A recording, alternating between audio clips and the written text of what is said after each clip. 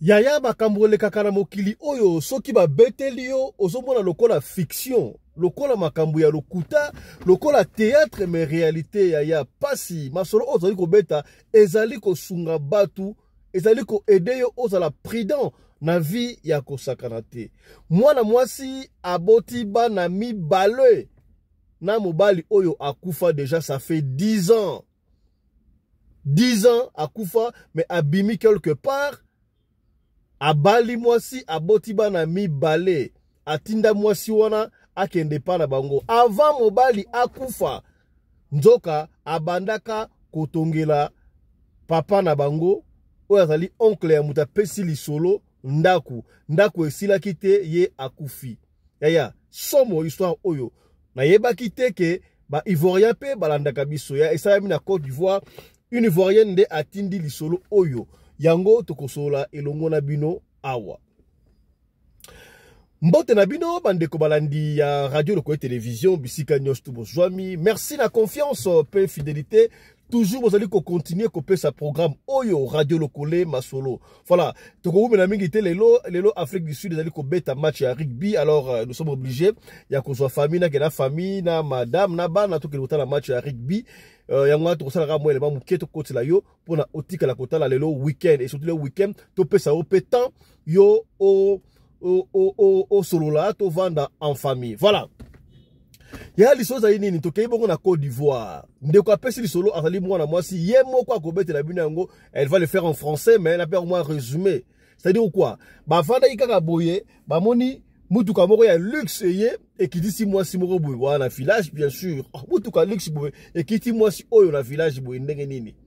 Bon, ils ont vite compris que azali invité à famille. Invité beaucoup la famille. D'après ye, na coutume na bango soki mutu aye na famille, boye yambi invité, ba famille ebele pesa kandingo wana. Boko tu na eloko moko te boko yamba ye, bo pesi maya chocolat, bo pesi bloka kolia, chambre lobby nde boko tu na ye, oyeli nani a invité kiyo. C'est ce qui a été fait na mwasi oyo. Akomi pe alali, alie, asukoli pe bane consort. Na tongo nango ba yesu koyo, kotu na ye. Boni maman, est-ce que vous allez bien? Qu'est-ce qui s'est passé? Ezali nini? Yozali mupaya ya nani? Abandi ko expliquer bango non? Ngala zali mwasi ya mutu entel songolo pakala boyebi ye oh. Mutu nani oh mutu entel. Mutu apesi sola abi ye mutu angwa ye onke na bango. Abi oh. Mais mutu solo banabiso wana asa ya kokufa te. Asa kufa ça fait 10 ans habitante ya akufa te. Akufa te. Wana mobile na ngai kutu to yaki na ye mutu a déposer biso we mutu kana ye mutu a déposer ki biso alobaki akoya kozwa biso dans 2 jours asala bino surprise parce que bobanda ko tungisa ye pona nini abala kate sika kenda la province mususu alingaki baya komona bana ote akufa bi akufa te sikoyo alobi oh mobile na ngai bisaki ngai boye na bisa bino abandaka kotonga ndaku wana esilaka te. Ndaku aye silaka te alors tonga do papa la bango ndaku papa fistonga la kobenga ye oncle abala tonga papa la bango ndaku do oncle muta pesi di solo ndaku esilaki te yango pa ye na mbongo asilisa ndaku oyo batu ba ye juste mbala moko mama na bango ozalaki ya leki ya muta kufaki wana apike crise ba kei na hôpital ba réanimer ba memi mwasi oyo et pas chef coutumier na mboka akende koloba. Nous vivons dans un monde où il y a plusieurs mondes. Yoka yemoko ni ngabeta lisolo oyo nali koloba yango te yo moko landa lisolo nae. Landa yango comme ça ceux qui tozongi totala o to kosala. Suivez. Nous envoyons ce message depuis la Côte d'Ivoire. J'ai assisté, on va dire, à un événement qui était très, on va dire, un événement paranormal qui s'est réellement passé, c'est pas en moi-même, je sais. À l'époque, j'avais 13 ans, je me rappelle encore, parce que là maintenant j'ai 24 ans, j'avais 13 ans. Dans mon village, il y a mon oncle maternel qui est décédé. Ça faisait, on va dire, pratiquement 10 ans à 9 ans, un truc comme ça. Et des années après, c'est-à-dire il y a 13 ans de cela, une dame nous est parvenue du village avec 2 enfants. Maintenant, elle est venue avec les enfants. Normalement, chez nous, quand une étrangère ou un étranger vient, on le fait asseoir dans la famille où il a atterri. On le fait asseoir, on lui demande les nouvelles et tout. Normalement, chez nous, on ne demande pas les nouvelles le même jour. Vous voyez, on accueille la personne et tout. Et celui que tu dis que tu as un invité de la famille, on t'accueille et tout, te donne à manger, de quoi te laver, des vêtements de rechange et tout ça. Et le lendemain, on te demande les nouvelles. C'est comme ça, il y a une dame en plein 18 heures qui est rentrée dans le village. C'était dans le village de ma maman, au bord de l'eau, dans la ville de Sassandra. La dame, elle est venue dans le village avec une grosse voiture, une voiture 4x4. Elle est venue dans le village avec 2 enfants. 2 enfants qui étaient en promotionnel à moi, c'est-à-dire des jumeaux qui étaient promotion à moi, un peu moins âgés que moi à l'époque. Un peu moins âgés que moi, qui sont venus. Ils ont dit ils ont demandé la famille, le nom de la famille. Et la famille s'appelait Légré. La famille Légré. C'est pour dire, ouais, la famille Légré, on les a conduits jusqu'à ma grand-mère. Et quand ils sont venus, elle a dit qu'elle était l'un des invités de la famille. L'un des invités de la famille et tout. Quand elle a dit ça, maman, on l'a fait asseoir. Ils ont donné de l'eau, de quoi manger et tout. La femme s'est changée et tout. Et pendant qu'on était là, la dame a dit qu'elle était fatiguée, qu'elle allait se reposer et tout. Et on lui a donné une chambre des visiteurs pour se reposer. C'est comme ça, le matin, nous sommes tous réveillés. Surtout encore une bonne arrivée à la dame et tout. Et c'est comme ça, ma maman a demandé les nouvelles. Mon grand-oncle aussi a demandé les nouvelles. Et qu'est-ce qui emmenait la dame dans le village? Parce que apparemment personne ne la connaissait. Elle a dit que elle venait car elle était la femme de notre oncle. De notre oncle. Lequel des oncles en fait? On ne sait pas. On se posait tous la question. Et c'est là qu'elle a dit le nom du défunt oncle qui est décédé. Celui qui est décédé il y a 10 ans. Et ma tante à ma maman, elle a dit non. Comment se fait-il que... Elle a dit oui, je suis venue avec ses enfants. Voici ces 2 enfants qu'on a eus ensemble, que nous sommes ensemble. Ça fait maintenant telle année et tout. Et ça fait maintenant bien longtemps que nous sommes ensemble. Nous avons eu nos jumeaux. Et voilà, tel âge ils ont et tout ça.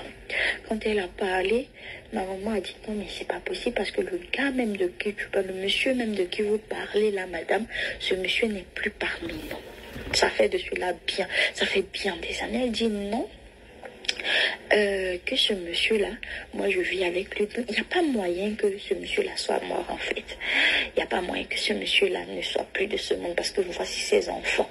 Et quand nous voyons aussi, quand on vérifie le visage des 2 enfants, c'était le portrait craché du monsieur.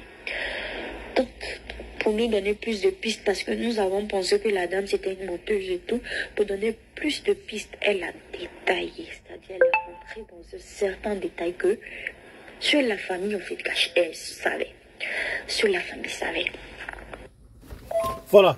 Donc, ma cambo de Galamukili, oh yaya, et si nous goûtons tes zélatela yo, elandiwana, oyoka, ma cambo de Mukili, oh yaya, ndibelanga somo. Que c'est celui qui a commencé à construire ta maison et il n'a pas terminé. Voilà, et les qui est là? C'est lui, il est mort. Voilà. Elle a donné des détails à l'un de nos grands-oncles. Il avait commencé à construire, c'est-à-dire le défunt avait commencé à construire la maison de nos grands-oncles. Il avait commencé à construire sa maison. Il n'a pas pu terminer la maison, il est mort. Il a dit, si tu arrives, voici ça, voici ça, voici ça. Si tu arrives, voici, dis à telle personne que c'est celui qui a commencé à construire ta maison et il n'a pas terminé là. C'est lui. Donc quand il a dit ça, ma mère a piqué une crise. Ma mère, elle a piqué une crise. À son réveil, nous sommes allés chez le chef du village parce que chez nous, il y a un chef qui est là. Avant que tout à fait arrive, il faudrait que ça passe devant les notables, devant les chefs et tout. Nous sommes allés devant le chef avec la femme, fait asseoir le village et tout. C'est comme ça qu'elle nous explique que Elle vit avec le monsieur à Abidjan. Ça fait des années maintenant qu'ils sont ensemble. Mais elle n'a jamais vu sa famille. Le monsieur a dit, ils allaient se marier, tout ça. Mais la dame a dit non, mais bien avant que tu te maries, bien avant qu'on se marie, il faudra que ta famille soit présente. Moi, je veux connaître ta famille. Et c'est dans ça qu'elle est tombée enceinte. Ils ont dû reporter le mariage. Et elle a, jusqu'à ce qu'elle donne naissance à ses jumeaux. Donc de là, maintenant, vu que la date du mariage annoncé était proche, elle a décidé de venir, de mettre la pression au monsieur. Je veux connaître ta famille avant que toi et moi, on ne prononce quelconque vœu de mariage. C'est dans ça, le monsieur lui a dit, ok, comme tu vas à tout prix connaître ma famille, il n'y a pas de problème. Viens, je t'envoie dans mon village. Tu vas connaître ma famille. Et ils sont arrivés à Sassandra, dans la ville de Sassandra. Nous sommes précisément dans un village de Sassandra. Quand ils sont arrivés à Sassandra, le monsieur lui a dit, bon, je te laisse ici avec les enfants, je t'indique, voici. Prends telle route, quand tu arrives, c'est pas loin. Quand tu arrives, demande la famille Légré.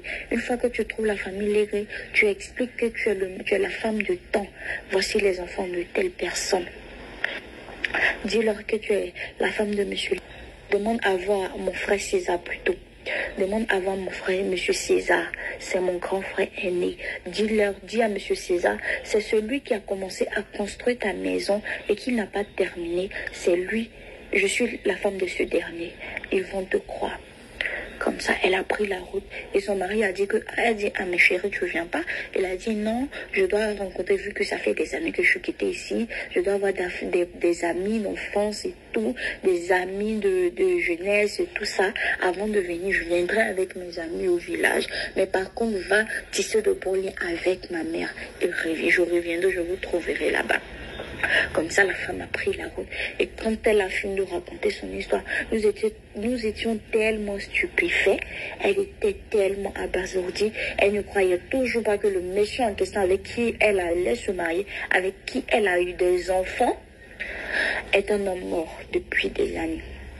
Comme ça, ma mère l'a conduit sur la tombe de ce dernier. Une fois arrivée là-bas, la dame a dit qu'elle ne pouvait pas. Une fois arrivée, elle a dit qu'elle ne peut pas rester dans le village. Que c'est un village des sorciers, et comment cela a pu se passer et tout. Jusqu'à présent, les enfants sont là, les enfants sont au village, ils vont très bien. Aucun signe de je sais pas, dans quelconque esprit. Les enfants sont bien portants, bien là et tout. Et la dame, elle est retournée. Par peur, elle a retourné sur Abidjan. Une fois arrivée à Abidjan, elle a appelé au village, elle a appelé la maman du dernier pour dire, ah, je suis venue dans la maison. Les bagages du monsieur, les affaires du monsieur, tout ce qu'on a pu acheter, tout ce qui lui appartenait n'y était plus. Que ça soit tout ce qui lui appartenait en fait. Quand je parle de tout ce qui lui appartenait, je parle de vêtements, chaussures, tout ce qui appartenait au monsieur n'y était plus. Jusqu'à présent, nous demandons, est-ce de la sorcellerie, de la magie noire ou juste une réincarnation? On ne sait vraiment pas. Voilà. Moi, je crois que Boyoki Makambu ya boye, yango etina kanga ina benga nkumu manzambi teyo a expliqué. Ba exemple ya boye ezali légion. Moi, je me demande si ka boye. Bana o babota kina revena wana. Bazali bana ya solo, to bazali ba revena. Ya lobi bana wana bazali bien portant lo bazana famille na bango. Bana o ya bango ya bazali. Mutapesi li solo ya solo bwana azali ivoirienne. Et ça la mina mboka na bango na to betaka masolo ya africaine yo surtout ya. Kaya boye. Et ezali les gens bakaya boye ya. Bakaya boye ezali les gens. Chiko boye ezali nini?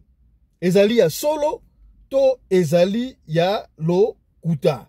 Na ebite. Na kobenga na nku manzambi te yo. Pour ça que bino émission ngo sana ngumu kuse. Chiko epesinge fungwe mwambe mo wala tuna nkumu. Est-ce que makambo ya boye sala maka bana wana bakoki ko vivre normalement to bazali bana ya malédiction to bazali bana ya ndenge nini a expliquer biso po makambo o epesinga mutu ko so ye motanga betelinga na biso vrai est-ce que okoki ko sala audio comme ça Batuba yoka. Non, il n'y a pas de souci. Atindi audio. Voilà. De toute façon, bitos to ki français, to ki makam oyo, ye azali bongo koloba. Yaya. Yaya, masolo ya boye sa les gens. Bande ko bele ba na masolo. Bobenga so pesa masolo.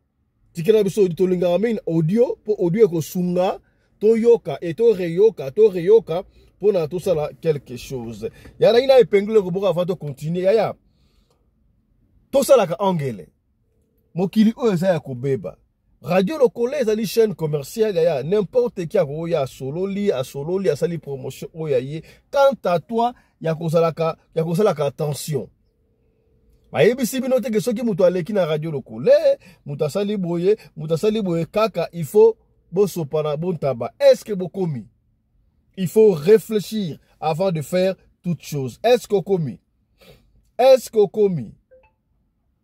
Voilà. Bazoko benga biso. Là, ça appelle un déco.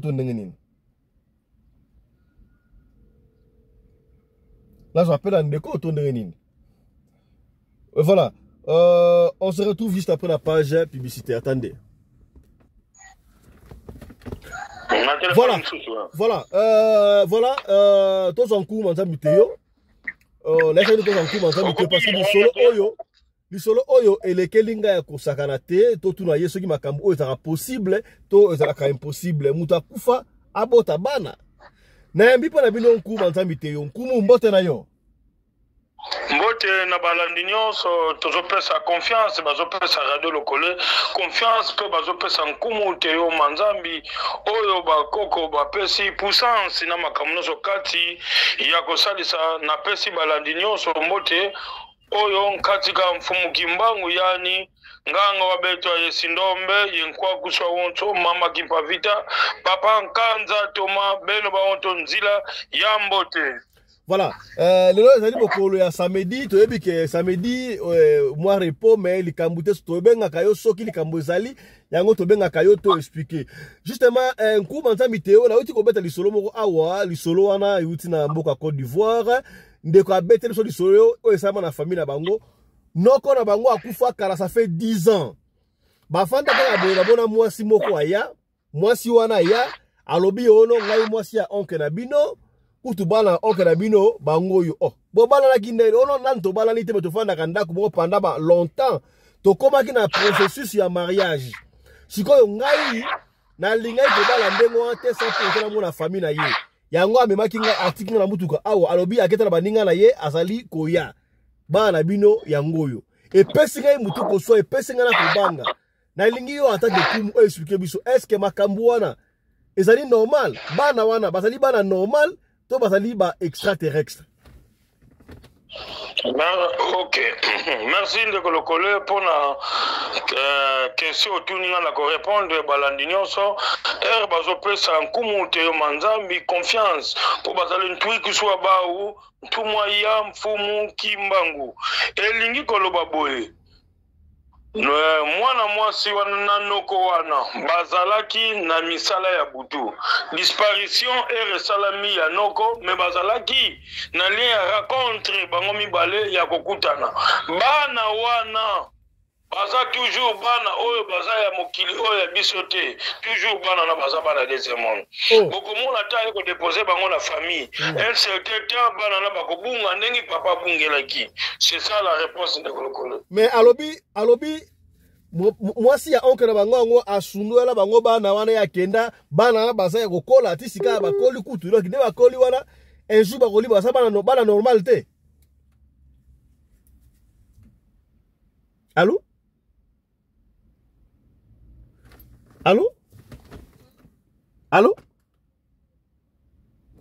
Là, il y a un problème de connexion avec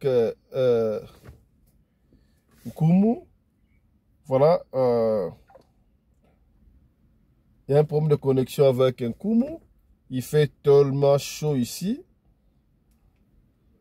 Voilà. Qu'est-ce qu'on doit faire? La température, on dit que la température est vraiment très élevée. Voilà.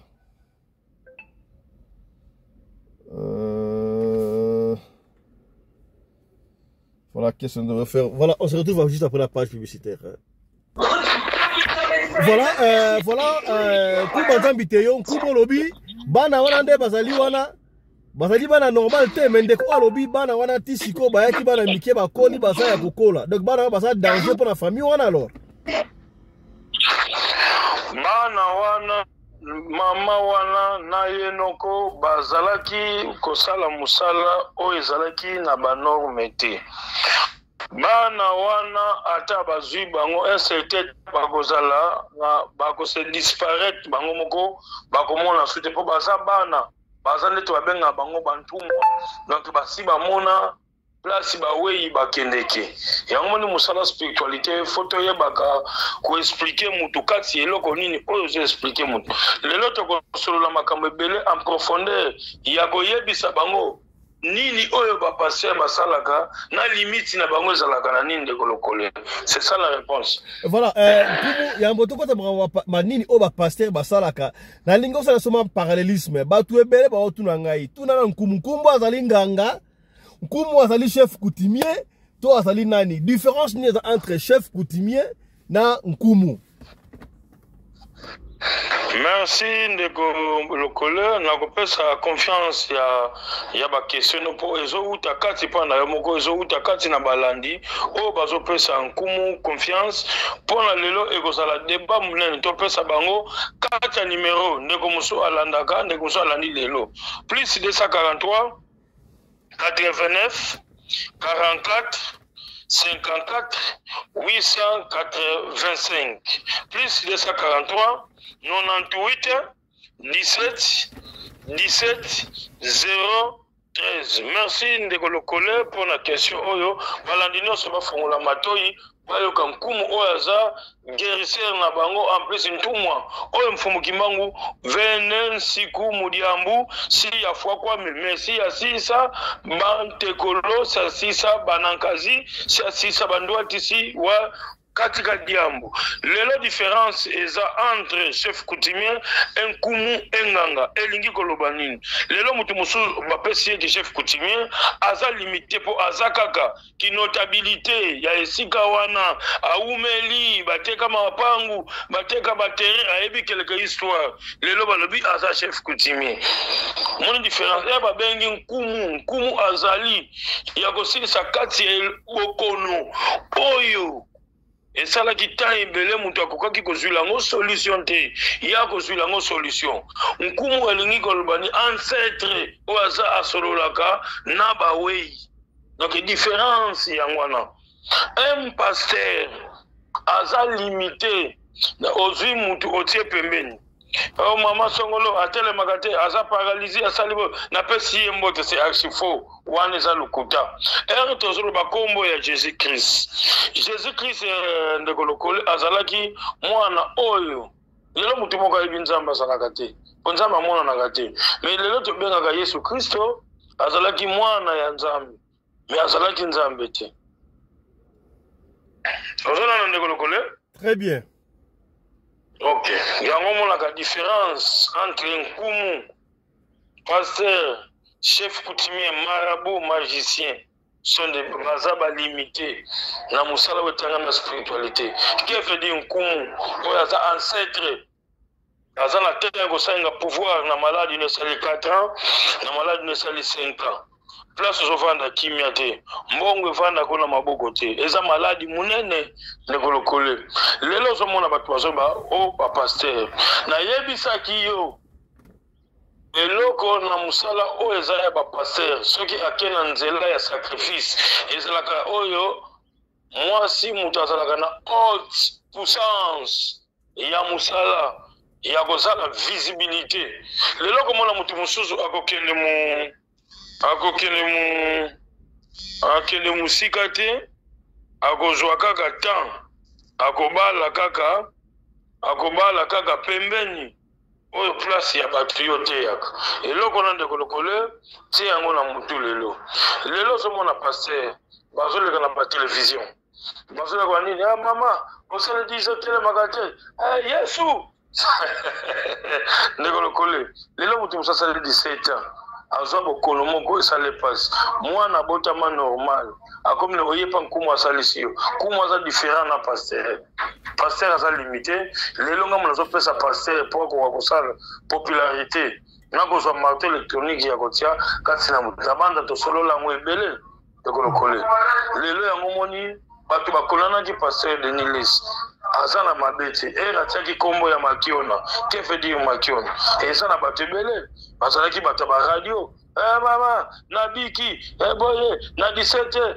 nakoyamba yesu asengaka mbongo te mutu nyonso ere tozosala spiritualité ebandaki kosengama eloko te mutu ekomi kosengama eloko par rapport ya kolongwa na lien ya sacrifice ndekolokoli donc différence wana yango wana toza na mambo ebele lelo oyo olobi tokoloba tosite na mambo oyo fo tuna baquestion oyo balandi batuni yo.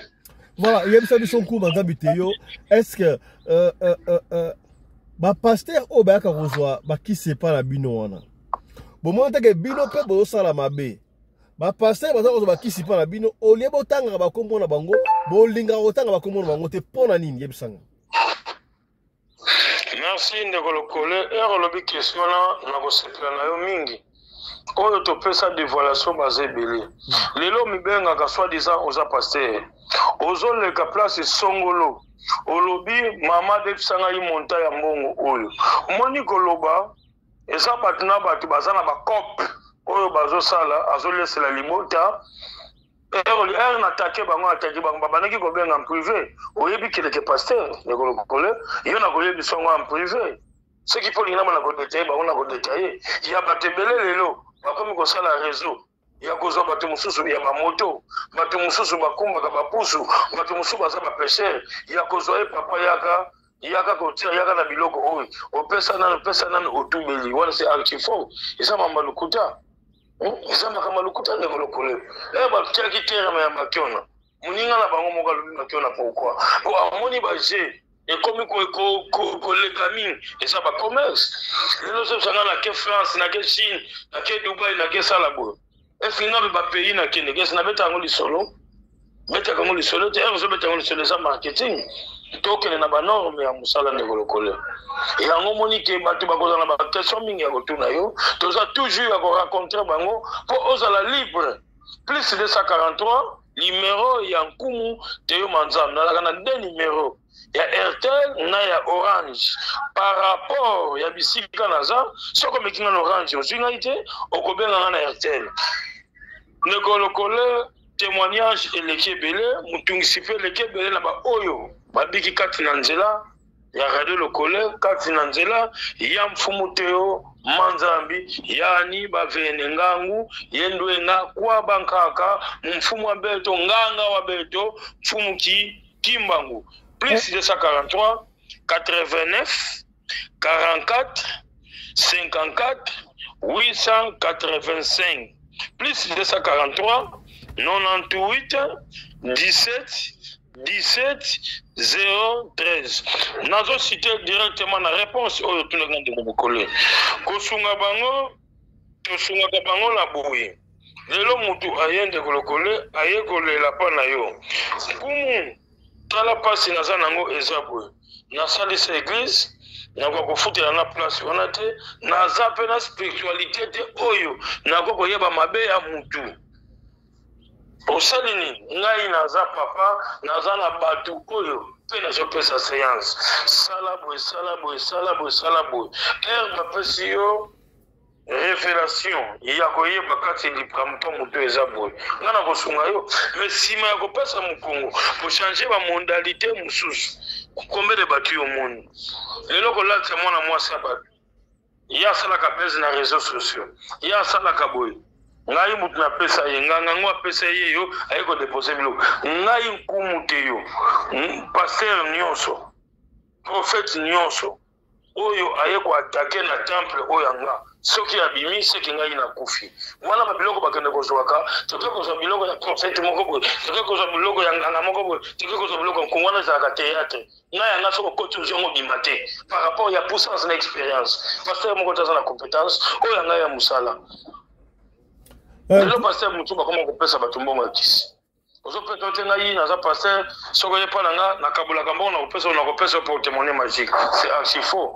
Est-ce que porte-monnaie magique ezalaka? Porte-monnaie magique ezalaka?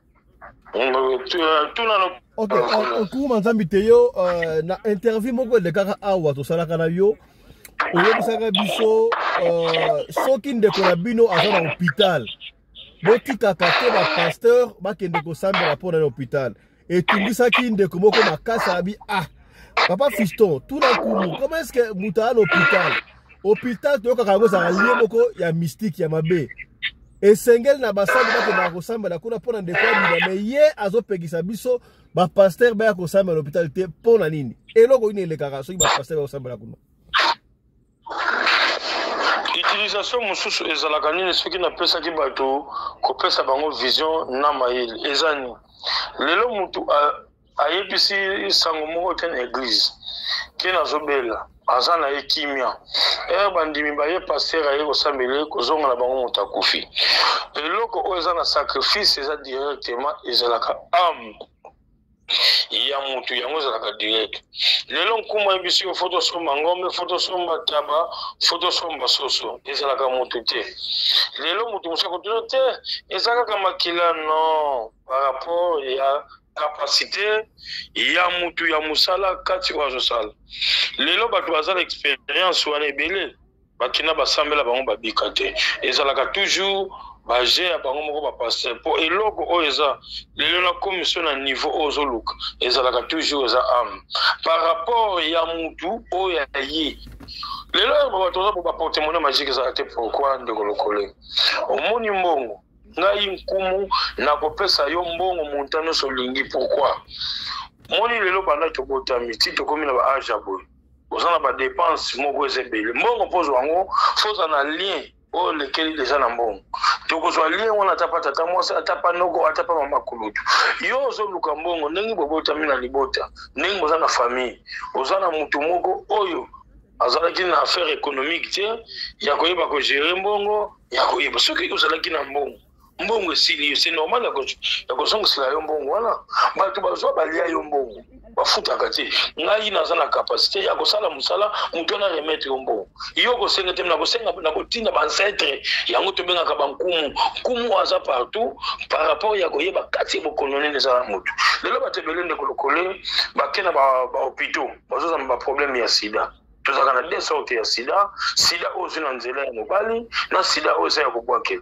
mozokende babandi kopesa deja kisi oyebi témoignage ya mama oyo bakanga sida bakangi ye sida mais toye kosala mosala kinga epesi négatif mais par rapport na sida bazwaka ye babandi kopesa deja bakisi po oyo komela baretro sikoyo akatango lelo tozokende 4e année akendeke epesaki négatif pourkui yango moni utilité ya nkumu kobanga nkumu te lelo paster azoyebisa yo kokendeke nzela banganga te mais ye moko aza direct ya nzela banganga akotia kombo ya yesu likolo par rapport ya kotrompe wana eza kiescroquerie mpe eza elokuta yo koescroke mama ya bato fo nasala chaîne fo nasala radio fo nasala boye sikoyo elingi koloba ni remettre ye te un pasteur okozwa mwasi lelo lobi apres 3 jours bimi na ye ese osalaka ki pasteur oubie koma olingi sikoyo tobimiso na nzela mpe todevoye yo oyeba kati ya makambo osalaka na oyo osalaka te ndeko lokolo répondre nga na place wana nga mutu na otuna mituna nga na orépondre ndenge ne nkumu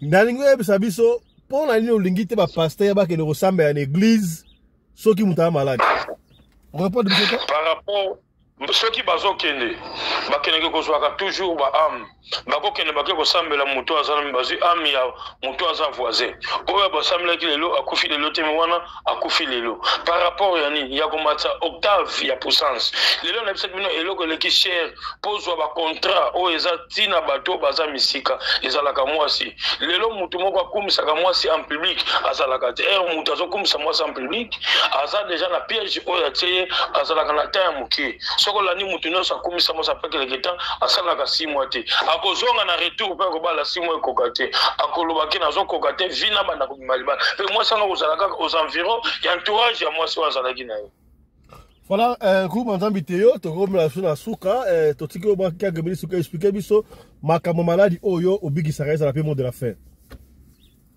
Merci ndeko lokolo na confiance au pesinga ya ko pesanga temps espace ya koyebisa bandi lelo za na problème mbongo evandaka yote lelo za na problème moi si azo déranger oyoka ka soki moi sa bimaka na mutentel moi sa bimaka na ba camarade ozana moi si oyo lingi makasi me bazo vanda bien te na famille na ko tia bien na ba norme pe ko zonga na ba norme na famille ozana mwana oyo abotama normal akomi baba alobaka te ozana mwana banaki komeka konguluma anguluma ka sute ozana problème ya mwana oyo azwa manete trouble mental mwana koyaka malade andeki mutu abela ka certain temps malade mono na kate yibite esaka kumu simbananu kumu simbananu malade andeki eza kindoki oui malade andeki eza kindoki balisa kabana na misuni ne koma neti ndeka pumba kabani ko zwa maka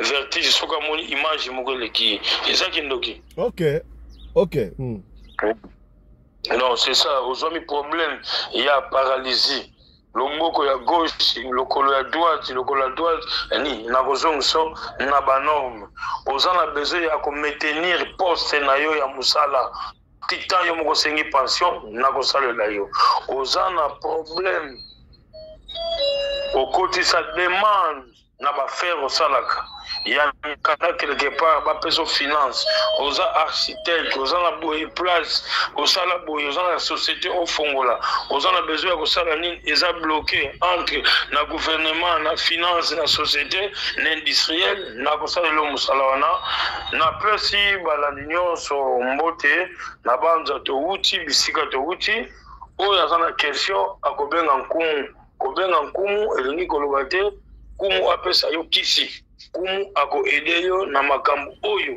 esali yo passe si tu diabète comme na 3 sortes ya diabète type 1 type 2 type 3 ozwami problème ya hémorroïde erobombi yango temps ebele ekopesa yo sucre na banza tokomi na suka na pesi ndeko lokole confiance na temps oyo azwaka ya kozwanga en direct na banza bomoni raison ndenge ezobundana na kopesa ye mbote mingi bandeko pe oyo biki na nzela lokole lokoka ko récompenser ye oyo ezali ya kopesa ye ata na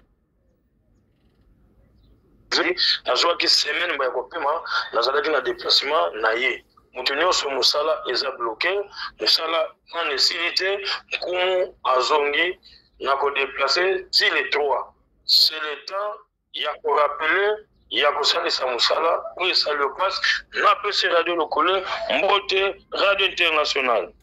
Voilà, merci beaucoup Manzambi Théo, c'était important pour la biso, toute la précision. Tu as toute la précision dans ma cambo oyo de kapesi du solo, mais c'était pas aussi mauvais à profiter pour ayebisa biso ma cambo oyo. Il fallait qu'il a yebisa biso. Dans le baki yango to ko na mingi te to pe sabino peton le week-end et surtout que moi-même aussi on va aller suivre les matchs il y a rugby na libota Afrique du Sud et Sali Kobeta. Voilà. To suki na biso awa ndeko ta na biso soki osali na lisolo ya kopesa benga biso opesa lisolo na to préféré otinde na biso audio ya lisolo na yo. Ata obengi te tika kaka audio ya lisolo na yo. Tokoyoka audio wana tokobeta lisolo ndenge olingi tobeta yango soki olingi totanga kombo tokotanga kombo soki po boyi totanga kombo te kaka ndenge olobela biso tosala kaka ndenge mutu oyo alingi tosala ndenge ezalaka nazo koloba eske soki ata pasteur aleki na église na chaîne na biso ata mutu entel aleki mutu bo aleki yaya soki omoni ke mutema na yo etindi yo okende kosola kuna cela n'engage kaka yo, ça nous engage pas. Biso awa ezalaka chaîne ya éveil ya conscience. Est-ce que okomi to sola pembe et puis soki to beti lisolo omoni ke lisolo o to beti awa ezali ya yo et que to beti yango mabe ozala droit ya kobenga biso papa fiston lisolo wana obetaki ezalaki bongo te tala ezalaki boye biso tozalaka na soni te tokozonga lisusu pour na toya ko corriger que mon solo wana ezala ki boye lokola boki lelo solo on de quoi apesi di solo na bakite na koka ki kutu ko beta yango na bite na ko beta yango te na lingi ye moko onke na bango nde akufa ye moko amoni mwasi ya onke na bango ye moko amoni bana yango abeta di solo na ye boyoka et poyoki ndenge kuma lobi ah peut-être mwasi wana pe bakuta na déjà quelque part mwasi wana na mwasi misala mabete on ne sait pas. Mais exemple, ndengo eza légion, tout le monde va ndengo eza légion. Autre le baka awa, ezali évangile, alléluia, amen te. Oyoki oroga awa, sala pe na discernement. Est-ce qu'au komi? Au komi, hein? C'est que bien. Tout ce qui a pour la mukolo ya samedi à l'élo, to goutali lobby dimanche, à moins que programme moko et salama to zongi sous pour la couper sabino mais sinon on va se rencontrer des dimanches lobby pour le numéro mususu ya Radio Lokole Masolo sur votre chaîne Radio Lokole TV. D'ici là, portez-vous bien. Santé de fer à tous.